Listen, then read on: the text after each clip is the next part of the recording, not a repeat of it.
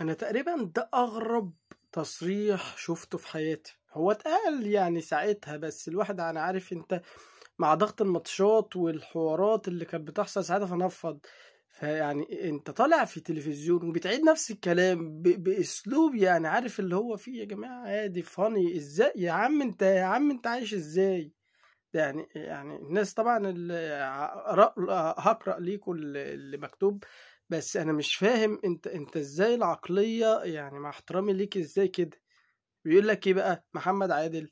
طبعا ده حكم ماتش الاهلي والزمالك ال5-3 اللي خلص 5-3، وفي بلنت مش بلنت وحاجات. حجم لعيبه النادي الاهلي عشان ما يعلوش النتيجه ساعتها، وكنا شايفين ده في الماتش فايه، يعني مش شايفين ده في الماتش فيسكت، لا ده بيطلب تصريحات ساعتها نفس التصريحات اللي دلوقتي. هو بصراحه الراجل فير يعني في تصريحاته، اللي هو مش بيكذب. بيقول لك ايه؟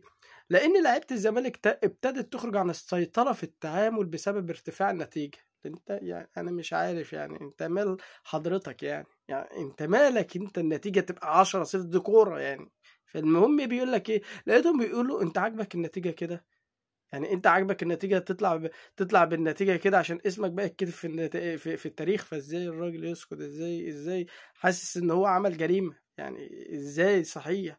يقول لك ايه؟ كان قدامي حاجه من اتنين: يتعامل بنص القانون واديله انذار وطرد والماتش يبوظ، وطبعا ده عشان ده المفروض القانون، المفروض تطبق عليه القانون. لا ازاي بقى؟ اما نشوف هو عقليه الحكم كابتن محمد عادل بيقول لك ايه: يا اما احتوي غضبه. يا سلام على حنية الأب والأم.